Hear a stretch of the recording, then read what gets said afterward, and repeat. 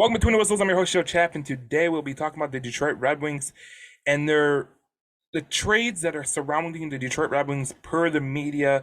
Elliot Friedman, you got multiple other guys that are commenting on the Detroit Red Wings being involved in trades, and we know it's Alex DeBrincat, which that was a common one, and Travis Konechny is the new one, which Elliot Friedman said in 32 Thoughts podcast. So I got to thinking, which player would benefit the Detroit Red Wings more? It's kind of a convoluted answer because when you look at Travis Konechny, he has a lot of potential, a lot of talent, and he could score. Obvious. The one thing with Konechny is he's had a little bit of injury history, and that worries me a little bit. Now, on the other side, there's people that don't like Alex DeBrincat because they think, Patrick Kane inflated his numbers. They think that, obviously when you play with Patrick Kane, you are more viable to get more offensive opportunities, and that's totally true. You are absolutely you're absolutely right on that part. Now, Patrick Kane is a generational player. Now, the one thing I can say towards Alex DeBrincat is he's a better defensive player than Travis Konechny. I'll give you an example. The stats bear it out. Alex DeBrincat has had more takeaways than giveaways his entire career by more than I think it's plus 80 over Travis Konechny. Alex DeBrincat was a three-time player he was in a Lady Byng conversation. I think he finished top 10 twice. When you look at Alex DeBrincat and you look at Travis Konechny and you look at which is the better fit for the Detroit Red Wings right now, you would have to say Alex DeBrincat. Alex DeBrincat is a smaller guy, but one thing that you look at the stats and he can throw the body around. He's also a guy that could be under team control with an extension, which he would greenlight to the Detroit Red Wings or the Dallas Stars. So that's something that you look at and you go, okay, that is a plus because you already know that he would sign an extension with the Detroit Red Wings if he was traded here. With Travis Konechny, it's a little bit different. The potential is there, and he's played on bad rosters in Philadelphia. Absolutely terrible roster. It's an organization that's pretty much a shit show. So when you look at the Detroit Red Wings and you look at the way the Philadelphia Flyers are ran right now, it's night and day. So what would Travis Konechny do with a guy like Larkin on as a center? That would be interesting. I know a lot of people don't like Larkin as a top center or whatnot, but one of the things that's always been missing for the Detroit Red Wings has been that wing to help out Larkin. And we know that Lucas Raymond has the potential to be that guy, but he hasn't hit that potential yet. Alex DeBrincat or Travis Konechny would kind of throw that into motion pretty quick because then you can probably move Raymond down to the second line, have him play with Cop, and you're kind of getting the ball rolling to building a more successful team. Not just where one line is consistently putting the puck in the net. And you look at the Vegas Golden Knights. I mean, when we look at the Vegas Golden Knights, remember Jack Eichel was playing for the Buffalo Sabres, and people were saying that he was a bust. They were saying that he was a bust because of the team that was around him, the players that were around him. And Buffalo was just not a really good organization at that time. And he goes to Vegas. He shows out because they actually put a championship roster together, which credit to them. That was a phenomenal run by the Vegas Golden Knights. And when you look at the Vegas Golden Knights, one of the things that you can look at, and you could look at the way that Stevie's building his team, and this is going to tie into my next topic, but ultimately, when you look at Alex DeBrincat, you look at Travis Konechny, who is the player more that kind of fits into the plan and the motto of this Detroit Red Wings team, and that's more Alex DeBrincat. I know a lot of people like Travis Konechny. When I posted the picture up on the Detroit Red Wings News, I was pretty flabbergasted at the responses, but look, it's obvious that Stevie Y is going to make a trade. Who he makes a trade for is going to be the ultimate question. because I think what CBY likes to do is it likes to wait it out, and he knows the war chest that he has built for this team, and he can go out and make some significant moves without losing more prospects in the pool. So it'll be interesting the next week because there's going to be a lot of rumors, and we're going to be posting videos constantly. But I wanted to go on my next topic. And the next topic I'm going to talk about with the Detroit Red Wings is the Yzerplan. And I know a lot of people are looking at me like, I don't even know what the Yzerplan is no anymore. So you got to remember when Yzerman took over the job, he was taking over Ken Holland's prospects. And at the time, one of the best prospects in the system was Joe Veleno. So there was a significant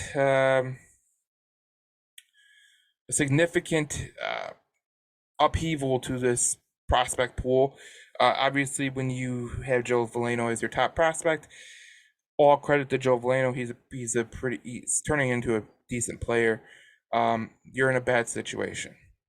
Now, what Steve Yzerman has done over the last couple of years with the drafts of Seider, Raymond, Edvinsson, Casper. I have a lot of high hopes for Casper, but you look into those middle rounds and you're starting to see some fruits of the labor kind of be shown. Carter Mazur looks like a guy that could be electric. Amadeus Lombardi is another guy who could look electric. Soderblom could be electric. Cross Hannes, guys like that. Those could be future pieces to the puzzle for the Detroit Red Wings. But when you look at the Yzerplan in totality, one of the things that he has tried to do when he's got to Detroit is build up enough capital to kind of maneuver around the draft, get better incrementally. The Detroit Red Wings haven't had the luck of first overall pick. They haven't had the luck of getting the draft luck. But what you're starting to see from the Detroit Red Wings is they're starting to build a good foundation, and a lot of the prospects that you're going to see in the future, they're going to be pretty damn good. Now, what he did this at the trade deadline in the middle of the season this year was very, very interesting. And I'm going to say this with kind of. So at the time, I thought that the Detroit Red Wings could make the playoffs at that time. But when you went to Ottawa and you got spanked twice in a row, came home against Seattle, they just traded Bertuzzi, lost that game. You kind of seen the legs falling off, and one of the key pieces that he was becoming a really key piece was Michael Rasmussen. I think he was more of a piece than people realize. I think that his grit, his tenacity was kind of missing from the team after he got hurt against Tampa Bay. So when Yzerman chose to sell the deadline and get the picks that he got, especially the Hronek trade, I think that was one of the most brilliant trades because you probably weren't going to pay Hronek what he wanted. I think he was wanting $7 to $8 million. Like, you were never going to pay Hronek that money. That money is probably best served to go towards Seider, to go towards Raymond and their contract extensions, or to go towards a guy like Alex DeBrincat or Travis Konechny at some point. But they were never going to pay Hronek. They were never going to pay Bertuzzi. Bertuzzi wanted a long-term contract, and that's fine. He has his wants, but the Detroit Red Wings have their needs. And ultimately, what it came down to was Bertuzzi couldn't stay healthy. That was a big part of it. And when you sign a guy for term, like a lot of people chastise Ken Holland for this specific thing. When you sign a guy for term, there's a very high risk that this guy could potentially be a bust. Like, if you sign Connor McDavid to a 10-year contract, you can't do it in CBA, but let's just say you sign a 10-year contract. Okay, Connor McDavid's probably going to work out. But when you sign a guy like Bertuzzi to a 6-year contract, you sign a guy like Hronek to a 5-year contract, that could really put Detroit back into the window that they were in, where Ken Holland signed a lot of these guys to long-term deals, and it really just destroyed the franchise's salary cap and their ability to make moves and try to move forward. And that was one of the things that Ken Holland kind of fell apart on, and that's the thing that Stevie Y has done a really good job at. So when you look at the Yzerplan in totality, like I think it's taken shape more than people think that people realize. Like it's harder to rebuild in the NHL than it's ever has been. When you look at the Colorado Avalanche, it took them 6 to 7 years after the draft of McKinnon to get kind of to get the playoff form. You know, we obviously know the Vegas Golden Knights. They've been around for 6 years and they already won a cup. It's a little bit different circumstance with the expansion draft and all that, but when you look at a lot of these rebuilds, they take years and years and years, and especially when you don't get the luck of the lottery. Like that is one of the biggest things that has really destroyed the hope for Detroit in the long term. Because look, you would have loved to get a guy at number one and him be like a Connor Bedard type, but Stevie Y hasn't had that luck. So they're going out and they're forced to go and do the old school route, which is draft, guys that they know fit the system and take chances on players that have a high potential upside, kind of like Amadeus Lombardi, kind of like Carter Mazer, those guys that can really, you really never know how a player is going to develop. I mean, like you look at Dallas Stars, right? Jason Robertson was a second round pick, and he turned out to be he's one of their best players on that team. Identically, we drafted Gustav Lindstrom in that same draft, and he's going to the Europe hockey circuit. So, look, in the NHL, it's a hard rebuild. It's a total hard rebuild in the NHL because you're talking about, I would say the NHL and Major League Baseball are the hardest leagues to rebuild in because it's prospects, it's development, it's hoping that these prospects become what you ultimately think that they can become. But in the case of the NHL, there's a hard salary cap. In baseball, there is absolutely no salary cap, so you can go out in free agency and overpay for a free agent and kind of kickstart your rebuild. And in NHL, that's not the case.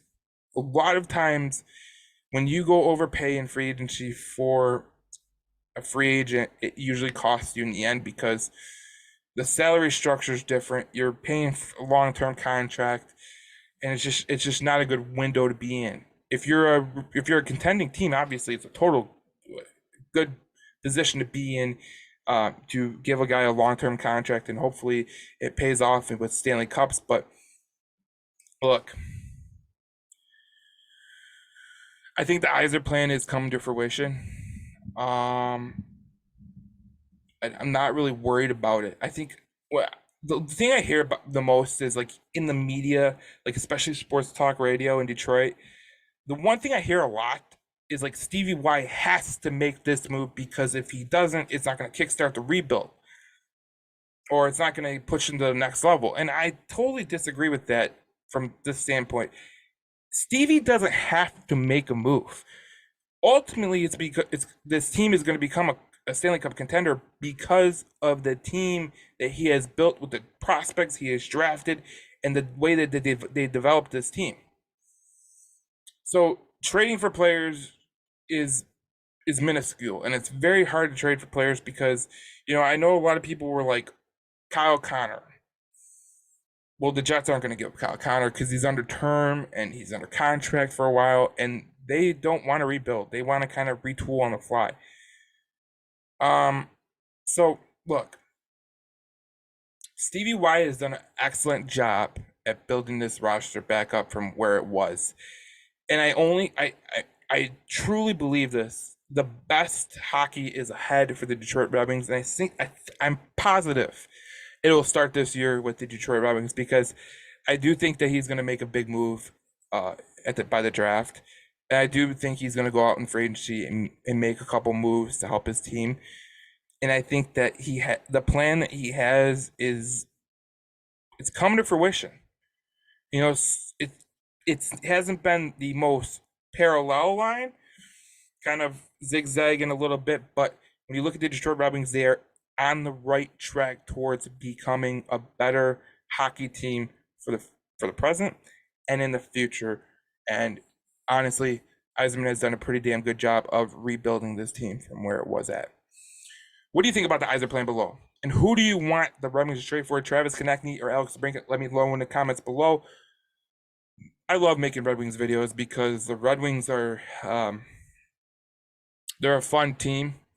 I think it's going to only get better, and I think the Red Wings content that people need to make, um, it's only going to get better. So we will see you in the next video as we talk about the Detroit Red Wings on Between the Whistles Sports Detroit.